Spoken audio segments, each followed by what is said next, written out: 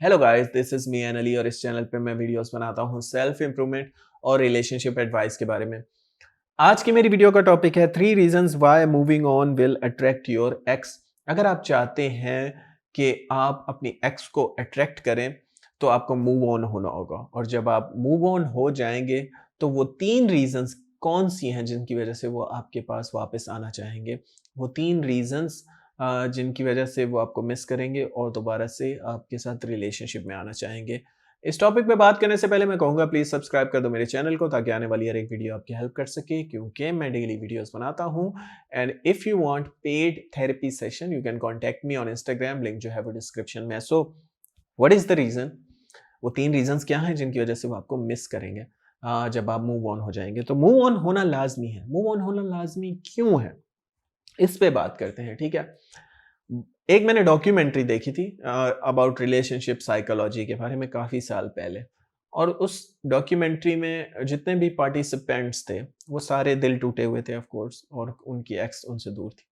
और वो जो थेरेपिस्ट था उसका काम ये था कि उनको किसी तरह मूव ऑन करवा दे वो, क्योंकि वो थेरेपिस्ट ये बात जानता था कि जब ये मूव ऑन हो जाएंगे, जब ये अंदर से अच्छा फील करेंगे तो वो वापस आ जाएंगे।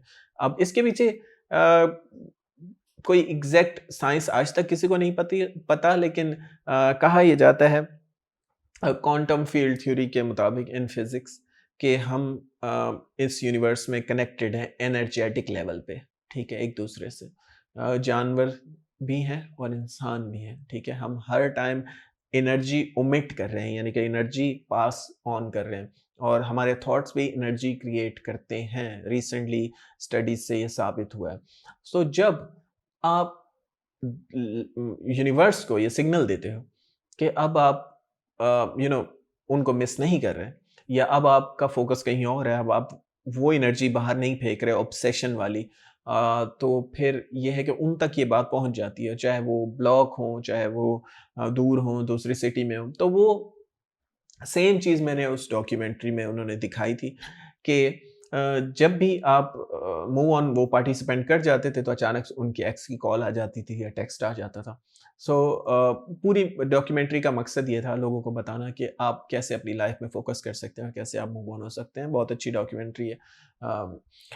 तो मैं कहना ये चाहता हूँ कि क्योंकि हम एनर्जेटिक लेवल पे सब कनेक्टेड हैं, इसलिए जब आप ट्रूली मूव ऑन हो जाते हैं तो वो मिस करते हैं आप। अचानक से वो आपको मिस करने लग जाते हैं और उनको अचानक से आपकी अहमियत का एहसास होने लग जाता है, चाहे वो ब्लॉक किया हुआ हो आपको कहीं, या आप दूर हो उनसे, या कहीं पे भी हो, ठीक है? और हज़रत अली का एक कौल है जो उन्होंने कहा था कि दुनिया एक साए की तरह है, जब तक आप इसके पीछे भागोगे ये आपके आगे भागेगी, जब आप इसको छोड़ दोगे तो ये आपके पीछे आएगी। तो दुनिया एक वाक़ये में साए की तरह है, जब आप लेट गो कर देते हो चीज़ों को अ, तभी चीज़ें आपके पीछे आती हैं, चाहे वो इंसान हो या चीज़ें हो। बचपन में मैंने बहुत ये महसूस किया है कि मुझे कोई खिलौना चाहिए और मैं रो रहा हूँ कि मुझे चाहिए, चाहिए, चाहिए, 2 महीने तक, 3 महीने तक वो नहीं मिलता, और अचानक से मतलब मेरा दिल टूट जाता था और मैं कहता था कि नहीं चाहिए, अब चाहिए नहीं, अब कोई फ़ायदा ही नहीं है। अब मिल भी जाए तो क्या फ़ायदा? जैसे मैं लेट गो करता था उस फीलिंग को, अचानक से या मेरे फ़ादर लेकर आ जाते थे वो गिफ्ट, या कहीं मुझे कोई दोस्त दे देता था, तो कहीं न कहीं से मुझे चीज़ वो मिल जाती थी। क्यों? क्योंकि मैं लेट गो जब कर देता था तब वो मिलती थी। तो जब आप चीज़ों को अहमियत देना छोड़ देते हैं, जब आप इंसानों को अहमियत देना छोड़ देते हैं, तो वो आपको मिल जाती हैं, वो आपके पीछे आती हैं। तो इसके पीछे ये साइंस है। रीज़न नंबर 1 मैं आपको ये बताना चाहता हूँ कि जब आप लेट गो करते हो, तो चीज़ें आपको मिलती हैं। लेकिन आपको फ़ेक नहीं करना है, ठीक है? लेट गो करने से मुराद ये है कि अंदर से अच्छा फ़ील करना है। ये नहीं कि आप एक्ट करें कि मैं मूव ऑन हो गया और मैं बहुत लाइफ़ अच्छी है, और अंदर से स्टॉक भी कर रहे हों उनको, सुबह-शाम देख भी रहे हों, मर भी रहे हों। सो ये गलतियाँ नहीं करनी, ठीक है? दूसरी रीज़न, जब आप मूव ऑन करते हैं, दूसरी रीज़न बताना चाहता हूँ, वो ये है कि जब आप मूव ऑन करते हैं, तो आप स्टैंड आउट हो जाते हैं क्राउड से, ठीक है?